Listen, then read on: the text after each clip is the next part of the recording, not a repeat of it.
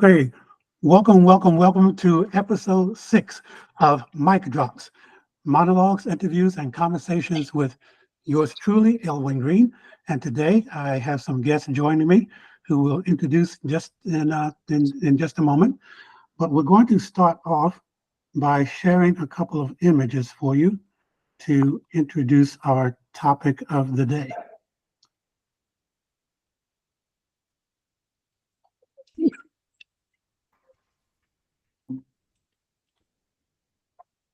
All right, so this is a photo, and I'm trying to see the date on it. I have to squint. Said 1938, of a dapper young man named Charles Harris. He gained the nickname Teenie. I have no idea why or how. Maybe we'll be able to get into some of that a little bit later. But as you can see from the camera in his hand, young Mr. Harris was a photographer. Born in 1908, in his early 20s, he bought a camera and set up his first studio. And not long after that, in 1936, he began working with the Pittsburgh Courier, which was at the time probably the nation's leading Black newspaper. And he did photography for the Courier for nearly 40 years until 1975, as well as continuing to do his own freelance work. Mr. Harris continued to be active well into his later years, so that by the time he passed away in 1998, he had accumulated an archive of more than 80,000 photos. He was born in the Hill, and a large majority of those photos chronicled or kind of created a documentary of life in the Hill. And the Courier was also based in the Hill. So a lot of people don't know that Mr. Harris actually spent the greater part of his life as a resident of Homewood. Mr. Harris actually lived on a little street in Homewood called Mulford Street. And he was living there up until the time that, again, he passed away in 1998. After he passed away, the house was left to his son, who stayed there until he passed away. And after that, it went vacant and over time went into disrepair, as you can see from the photo. The guest that I have with me today, and I'm so excited and pleased to have them with me here. We will be talking about the work that they are doing to turn the situation around with Mr. Harris's house, so that it is not only no longer in disrepair, but show that it in fact becomes a gem in the community. And what we're talking about is the home becoming kind of a museum or a gallery, a photography gallery, but not just a gallery, but if I understand correctly, and any of my guests can correct me if they need to, but kind of an institute or a training center for people who want to learn photography. So not only celebrating Mr. Harris's legacy, but extending it and expanding it into future generations. Elwin, Yes, sir, if I may interrupt, that isn't planning, but not at that facility, but anything's possible. Mr. Harris has great ideas, and Melissa has great, we're all working. So anything's possible, but the photography center and school that Mr. Harris and I and Melissa has discussed will be hopefully at another location, but let the future determine, sir. All By right. all means, thank you for all that information. All right. So let me just hush myself up after introducing our guest. You just heard from Tony Williams, and would you just briefly state your connection to the project?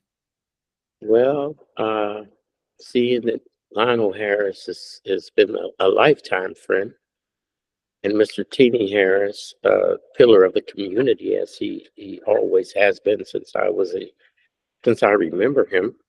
Uh, uh, in all of the excitement of being around Mr. Harris, a lot as he took pictures of everyone. And I had a young band, and he followed me around. I saw him in Westinghouse a couple times, of course. Mr. Teenie Harris was everywhere. And after moving to California, working on music projects, as music has been my life forever, um, came back and found Mr. Lionel Harris, thank God. And here we are with Melissa McSwigan and you, sir, in creating the Teenie Harris Foundation in honor of Mr. Charles Teenie Harris and surviving family members. And we're going to bring that beautiful house to as it was and as I remember it, and make it stand for all that Mr. Harris lived for, Mr. Teenie Harris lived for, and have the legacy go on into the future. And Mr. Harris or Miss Melissa could add to that, but that's pretty much how that happened. It's part of my show and coming here. Teenie Harris photographs are in my show via not officially, but Lionel and I have been having conversations with the Carnegie Mellon Institute in seeing if we could have those pictures authorized be used in the show. Some as they are, and others are being prepared for future generations in 3D, which is very exciting, by Mr. Tim Hung of Pitt University. And we'll be at the placard, historical placard installation on Friday. Thank you. All right, Friday. We have something exciting happening on Friday. I'm going to let Teenie Harris's grandson, Lionel Harris, introduce himself and tell us about what is happening Friday and the plan for the house and kind of the story of how the foundation even is getting started. Well, Ellen, thank you. I have to correct you on one thing, though. I am the surviving son of Teenie Harris. Oh,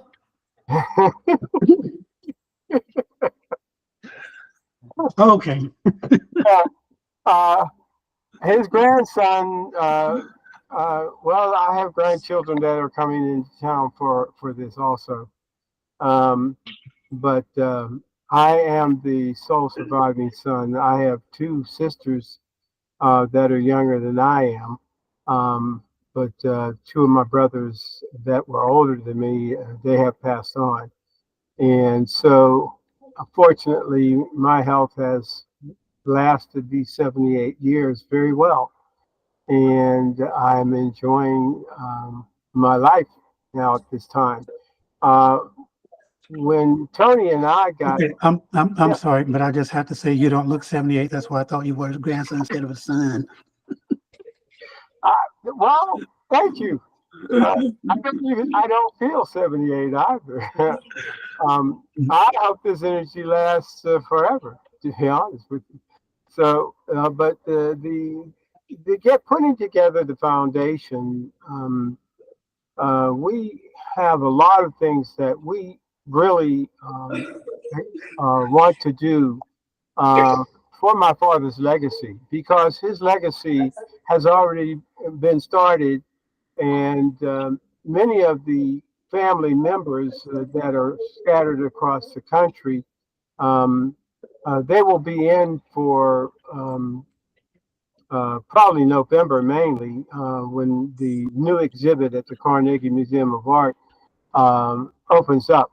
So this is something but the foundation itself, what we intend to do is continue my father's legacy, and continue to build on that legacy, and to make certain that people that are involved with the photos that my father has taken um, are doing what they rightly should do with those photos. So what we intend to do, the house is, it needs to be redone.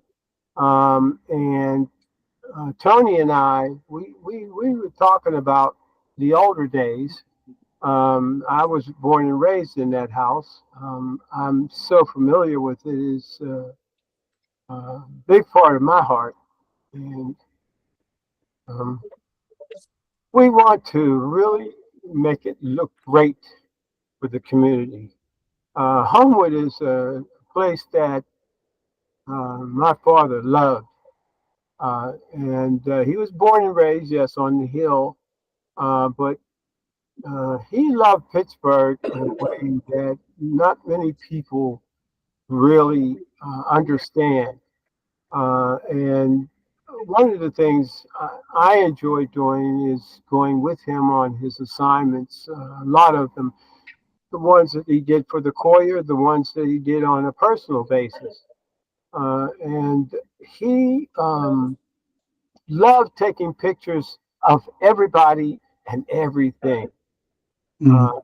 Just to give you an example, um, not too far from that house there, about a block away, is the firehouse. And I have pictures of myself sitting on old fire trucks that before they had the canopy over top of them. I'm talking about Mhm. real old fire trucks. And my brother and I, my brother Van and I, his dad took our pictures on those trucks. So Actually, it took pictures of me at the same yeah, firehouse on more modern trucks, but continue, man. Yeah, he was good like that, wasn't he? he didn't he love to take pictures? Man, he took pictures of everything and everybody. Lionel, you know that. Yeah, Everybody knows that knows Teenie Harris. Go ahead, yeah. dude. But one of the things that is so great, many individuals don't know the neighborhood the way I did. I have known this neighborhood. There was houses on both sides of the street, up and down, and it was a wonderful place to live. Really enjoyable, and it was a very large community and a very mixed community. Thank you. Um, there were times when I was just recently talking with some of the firemen at the firehouse there, and that Hamilton Avenue at one time had trees on both sides of the street, all the way up and down all of Hamilton Avenue, and it was Mm. extremely beautiful. And there are pictures. My father has pictures of those trees, and so these are the things that this when we had trolley cars going up and down instead of buses. So it's a wonderful thing. The house itself needs. We would like to redo that house so it looks very similar to the way it looked back in the day. And believe me, it was a mecca. Now, when on the picture that you have there, there is a lot to the left of it that is empty, but there was a house there that was exactly the same as our house, inside and out. Um, to the right, where you see those trees, there is another lot, and there was a house on that. That's on the corner. So what I'm saying is basically that particular area. Now, those two properties are a part of the family, the Harris family now. We acquired those. My father acquired those years ago. So we want to develop all of that. And what we want to do, we will, when we sit down with our board, once we have that all put together, um, we will make some determinations about how we can help the community from that house. And because being a part of the community is so vitally important today. It is not the same as it was years ago, and it will probably never be the same.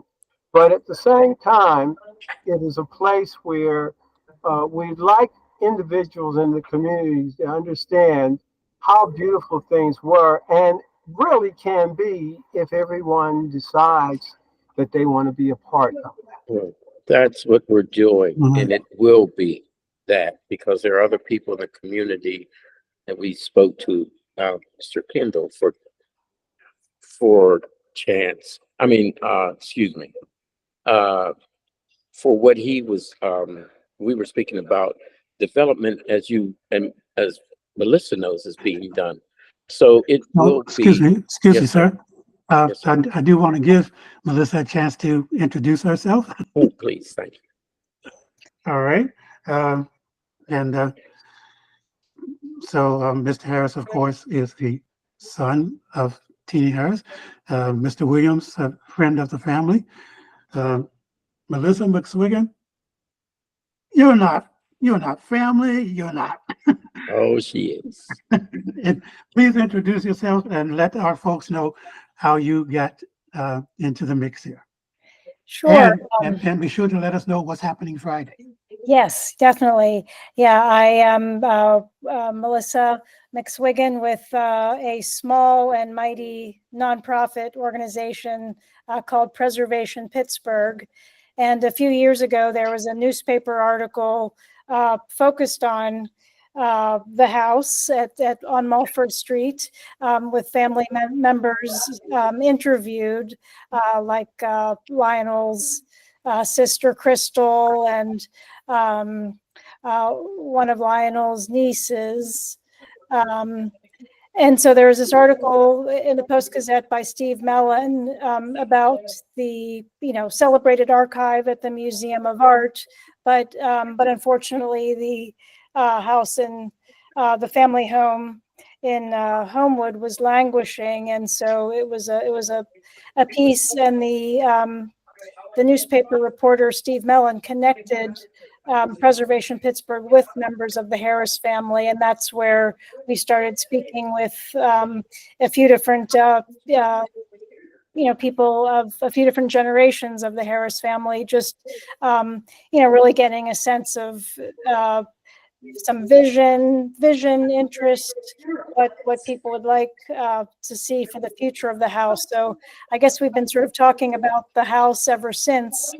And as part of all those different conversations with a few different members of your family, Lionel, out of that came the idea of starting with a state historic marker, which is a competitive process. You apply for it.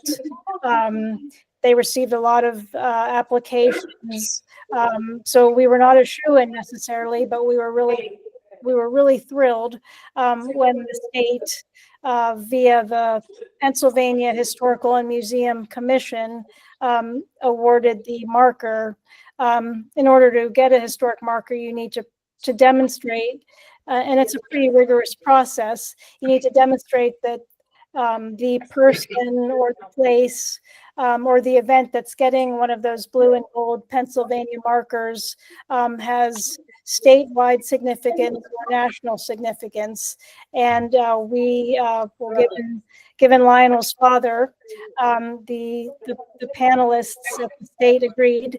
And so on Friday, this coming Friday, September 27th, from starting at 1:30, we're going to celebrate and unveil this new blue and gold marker that will be installed in front of the house. So it's open to the public. Anyone who's listening, please come on down to Mulford Street at the corner of Mulford and Braddock Avenue. And we're expecting the mayor and other elected officials. And it's just a chance to recognize Teenie Harris, who has already gotten such wonderful recognition, but deserves further recognition. And it's just been great to connect with the Harris family. So I will leave it at that. And it's been a And pleasure meeting you. for anyone who doesn't know their way around Homewood, maybe the address is 7604 Mulford, zip 15208. Okay, 7604 Mulford, 15208 at 1:30, Friday the 27th. But you know, there's gonna be a whole mob of people, so get there early. Actually, I've been asking people to get there at approximately 1 o'clock. It's at There the you corner of North Braddock Liner and Mulford Street. Is that correct? Yes. Yeah. Thank you. So, Thank you, Mr. yeah. So I personally am tremendously excited. I have long said that when Homewood learns to celebrate its legacy, the world will come to the party. Amen. Thank you. Okay, Well said. there so much artistic genius has come out of this neighborhood, and for anyone who does not know, Homewood is in the midst of a transformation, and I am part of a group of people who are working to see that that transformation is not just haphazard, and it's also not to the detriment of current residents. And in order to prevent those undesirable results, we worked with residents to produce a community plan. And it's a community plan that doesn't focus on real estate by itself, but that touches on areas like health, education, safety. And so it's called the Homewood Comprehensive Community Plan. And one of the focal points, one of the key ideas of the Homewood Comprehensive Community Plan is that Homewood becomes known as a regional destination for African American culture. And I can't think of anything more appropriate, right, as a step in that direction Agreed. than formally, publicly, and explicitly celebrating the life and work of a long-time, world-famous Homewood resident. So I'm just giving my own self chills just thinking about it and talking about it. So just another question about the house itself. Excuse me, Of course, Sir Elwood, could I Yes. ask a question? I'm Mhm. curious, how does one join or get in touch with your organization, sir? Because I've never heard of it, and I've been gone from Pittsburgh for a long time. If, just All right. briefly. So the organization that I'm a part of is called the Homewood Community Development Collaborative, and it's a consortium of neighborhood-based nonprofits. Thank you. And we don't have an office, we don't have a phone number. I can give you an email address, Great.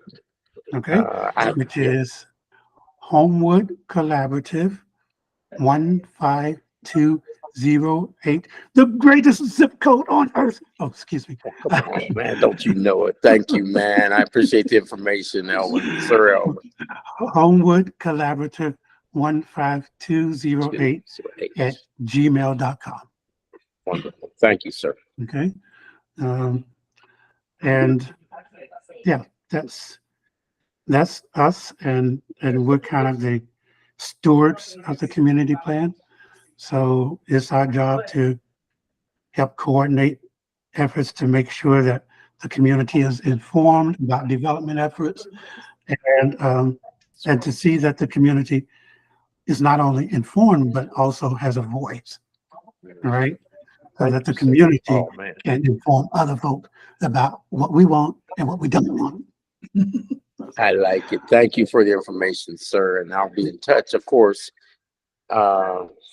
Forgive me. Let me apologize if I become a pest in advance. But these are Lionel. Uh, this is our mission, and this is actually our charter. We have a lot of work to do, Lionel and I, in this McSwigan. But obviously, your organization is doing great things before us because we're just getting up and started. And as a nonprofit, go continue. Well, Please. no, that actually raises the question of how we can invite our listeners and viewers to support your effort beyond showing up in massive numbers Friday afternoon. Well, if I could start to Mr. Harrison follow up, if he so chooses, and I'm sure he probably will, because he's like a plethora of information and knowledge. Now, but in the capacity that we're operating now, we're just getting off the ground. We have the nonprofit EIN number. We'll be acquiring the 501c3 within at least a week or less, which qualifies us for grants and things to actually function. We're functioning on our own currently, and we are in desperate need of donation and funding, which we're getting a lot of help from the general community, of course, from Miss Melissa and the community at large, like yourself, sir. And thank you for having us on. The fact is that there's so much work to do. There's a statue that Lionel and I have been searching for in the likeness of Mr. Rogers' statue that weighs 3.5 ton. I want the same. We're discussing now. The gentleman that originally did the work that was commissioned for the work, he's passed on. God bless him. As I was a fan of Mr. Rogers, as we all are, Homewood was neighborhood, and a very fine neighborhood, as you've well stated, and Lionel Harris described it. Beautiful place to grow up. Look at me. Now, your environment is one thing, but to be around somebody like Mr. Teenie Harris is quite inspiring. That's how I decided to become a producer of music.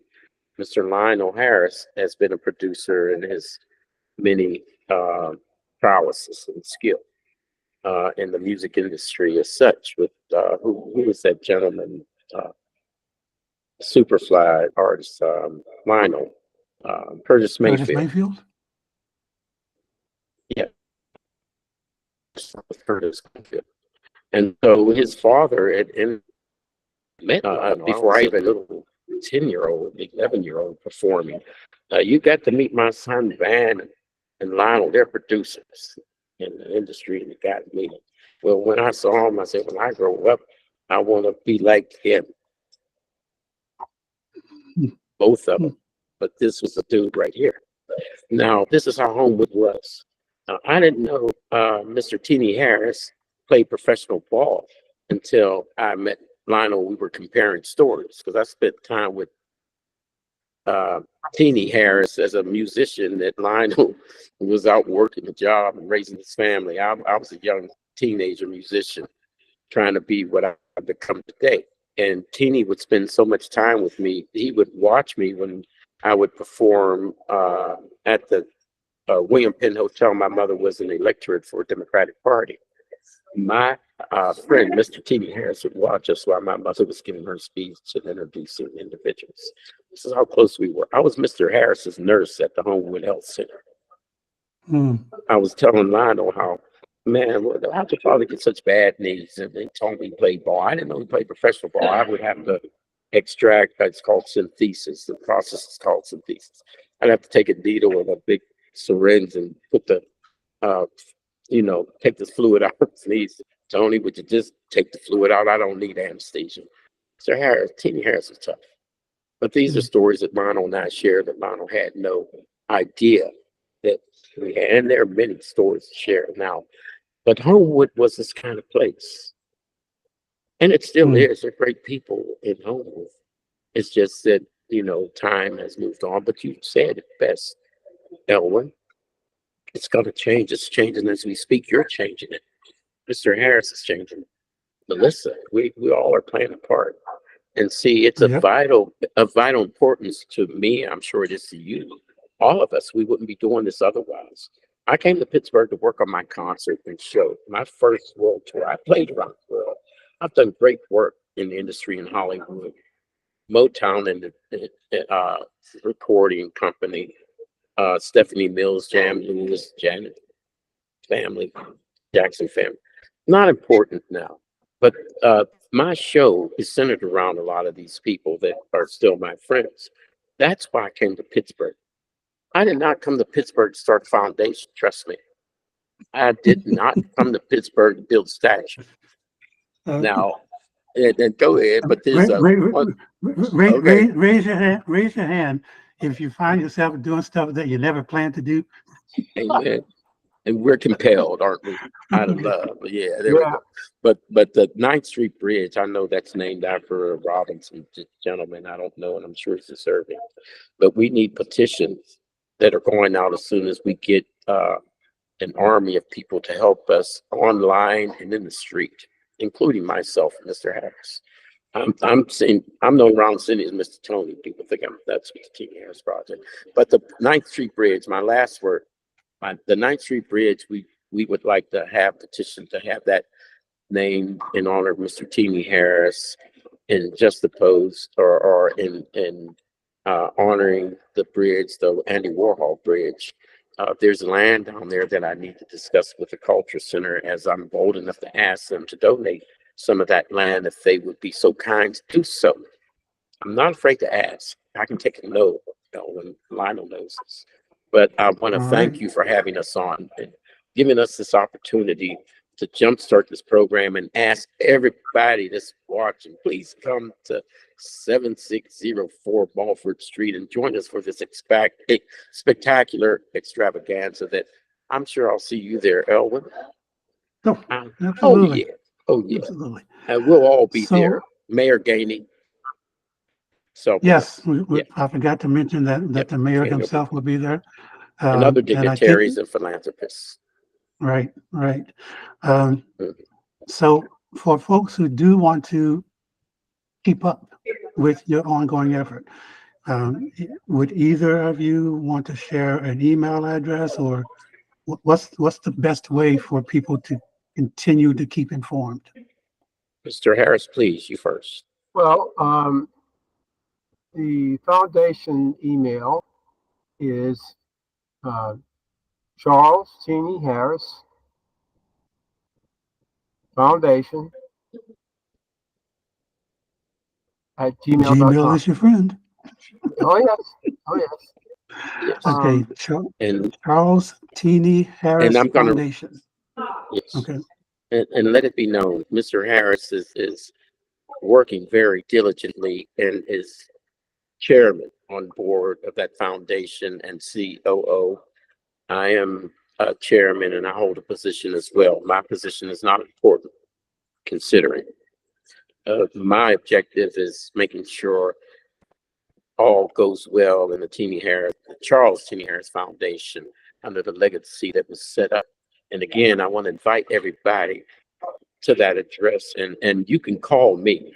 Can I give my number here? Your number, you can do what you want with it.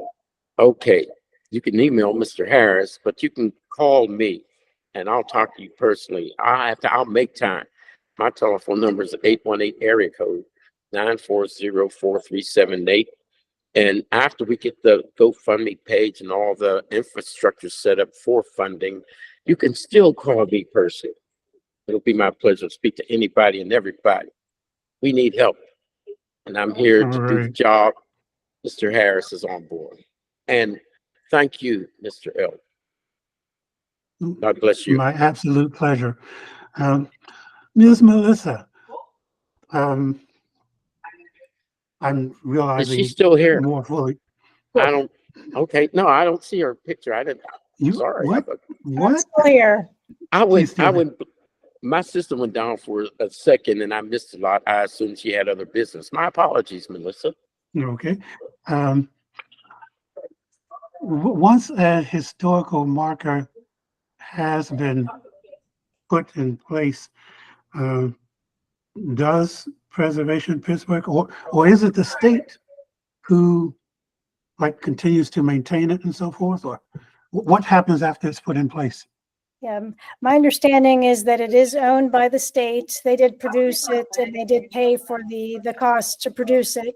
So it's owned by the state. And, so that is something that they kind of help to maintain, along with community members and those who were involved. But yeah, if anything were to happen to the marker, or some markers you'll see around town have been there for a long time and they're kind of, have lost some of their writing, just fading in age. So yeah, it is a state, it is owned by the state, and they would be the contact people should anything come up but it should be good for a long time. Okay. But it is a state, the property of Pennsylvania's Pennsylvania Historical and Museum Commission. All right. Very good. I had something pop into my head and it popped back out because I'm old. Let's see. By yourself. Look at me. You funny, man. I love you. I just while you're thinking about that, I want to bring up something. Yes, sir. That house on Mulford Street has had a lot of individuals who are very prominent come to it. Yes, sir. That's the question I was going to ask. Because because we the person it was named after is Lionel Hampton. Okay. And his name is Lionel Lee Hampton. And the first time I met him was when I was 5 years old at 7604 Mulford Street. Wow. And you had Lionel Hampton in your house. Oh, yes. That's not all. Wow. It's been there. There's, I think, well, I know that Lena Horne has been there. Quite a few individuals. Joe Frazier. Pardon me? Okay. Joe Frazier, you mentioned to me. Yeah. Well, You told me a story about Joe Frazier once. It's a lot. It's a lot. Yeah, I think Bojangles. I don't mean to be rude, but you could have stopped with Lena Horne. Okay. Okay. But it's Can you point out the exact spots where her feet landed so that I can kiss the ground? well, Man, you're funny. I could do that with Lionel Hampton, but I couldn't do that for Lena Horne. But I'll tell you one thing. I really have enjoyed the people that my father knew. That's one of the reasons I guess I went into the music business myself. And I had quite a few good years in the music business. It's amazing the individuals that have come and gone through that house. I've been told so many that I didn't even know about. So, but it's because that house was owned by my father's brother, Woogie. And Woogie's house up on Apple Street, I'm very familiar with that. I used to play in that house all the time. So it's amazing the individuals that you come across in your life, and you don't realize the importance of it until later on in life. You really just don't. But when you find out, it's just great. So you thought that our 10-year-olds had like Bojangles Robinson and Lena Horne coming to the house, right? Yeah, I did. Well, it was normal. I didn't know. I was young. I was real young then.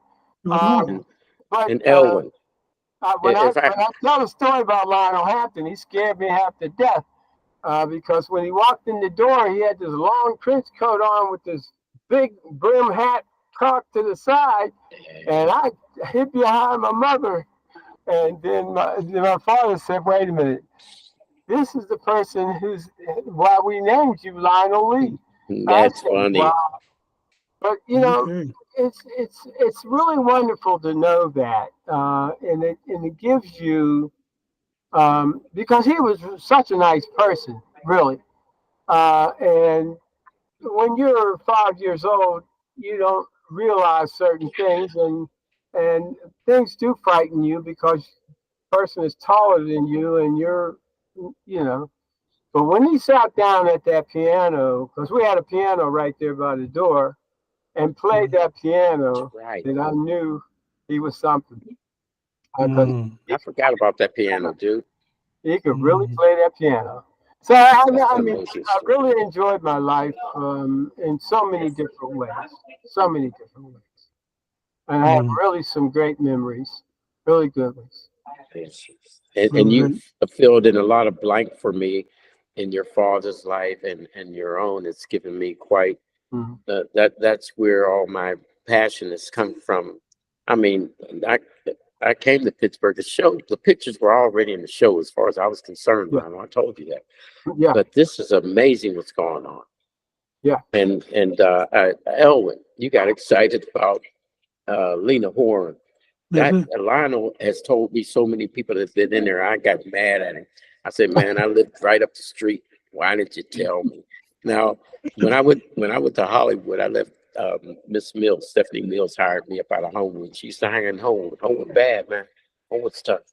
Stephanie Mills hung out in Homewood. Her auntie lived on Bryceland Street. She used to hang out. She used to hang out up there at Crescent School on near Bryceland and come up in limousine and get her greens, ham hock, and fried chicken on before performing, right? On tour. Wow. And she ended up hiring me. She'd come like 2.5 years. How old was I? About 20, 23, 24 or something. I can't remember. But she wanted me to play guitar and backup guitar. My girlfriend was her cousin, LaDonna. And LaDonna told her, Tony knows the guitar parts better than the guitar player. Well, I did. I love Stephanie. Who didn't? But Lena Horne, man. When I worked for Stephanie, I was an independent producer. I lived with her for about a year and a half. Well, I was there in her house for about 3 months. And I wrote a song for Lena I was so inspired by what she did with the Wiz Mm, singing Believe in Yourself. Very mhm, inspirational, man. My kids, we started out together. And mhm, so I wrote the song for when I got to LA as a music publisher, yeah, my publisher. I can call these people. I thought I was calling her agent. Picked up the phone. I was a kid. I was about 5 years old. I seen Lena on video. What's that? Pictures back. Thank you. When I was a kid, I remember playing my guitar, watching the show, and Lena Horne was on a piano on a white dress, and a guy was playing piano with the process. And I'm looking. My mother's Irish. That's where I get my hair from. People are like, da, da, da. Mama, that white lady could sing. Tony, that ain't no white lady. That's Lena Horne. Wow, mm, amazing. mm, Now, mm, and so going to California, being inspired, writing that song, thinking I'm calling her agent. She picks up the phone. I hear the voice immediately. I Miss Horne, I didn't mean to disturb you, honey. It's like talking to your auntie. Lionel's heard the story. Uh, Oh, it's like talking to your auntie. Who mm, is this? Miss Horne, I didn't mean to disturb you. Who is Tony Williams? Honey, you need a place to stay. No, no. Are you sure? Yeah, I'm with Miss Mills. There's only one Miss Mills in Hollywood. Tony, you must be good. And the story goes on. Well, that's when I learned about a Black Hollywood. Who rules Black mm, Hollywood? Mama mm. Jackson. Tony, I guess I'll see you up at Thanksgiving. Did Stephanie tell you about Thanksgiving up at the Jacksons? No. Well, she will. Well, she did. Now, I didn't go. I didn't feel that I needed to be there. And I regret not going for Thanksgiving dinner, considering Tito just passed, um, in all respect to the Jackson family. But that is a story of Lena Horne and my uh, Okay. interaction with that and to talk to her. I mean, the conversation, I talked to her for about an hour and a half privately. I'll share that with you. But I'm telling you, man, she opened up her world to me. And it's like talking to your auntie. She's a very fine Mm, person, man, like Miss Mills. mm, Very fine. Actually, Stephanie don't know it yet, but I'm giving her a call. She's in my show. But the okay. focus here is the Harris Foundation Yep. and all that you're doing to help promote this, and Melissa, and giving us the opportunity to ask for help and to ask for to make it what it was in remembrance for future generations to come. This is our objective. Thank you, sir. So, Thank you. absolutely. I would like to close out with a confession. I mentioned that the Homewood Comprehensive Community Plan speaks about Homewood being a regional destination of African American culture. And I'm not trying to start any stuff, but this is a confession. Um, when I first heard that, I thought, that's wrong. A regional destination. Homewood should be a global destination. Agreed. So Absolutely. I'm just gonna let that lay. I'm gonna let that lay. Folks, I am so very grateful and appreciative of each of you for joining me here for today's Mic Drops episode, and really excited about seeing all of you Friday. And we want to see all of you folks up there Friday as well, the 27th at 1 o'clock at 7604 Mulford Street, so that we can celebrate together the life and legacy of Charles Teenie Harris. Y'all folks have yourselves a great day, and we'll see you Friday. Thank you, sir. Looking forward. Thank you. Thank you. Please.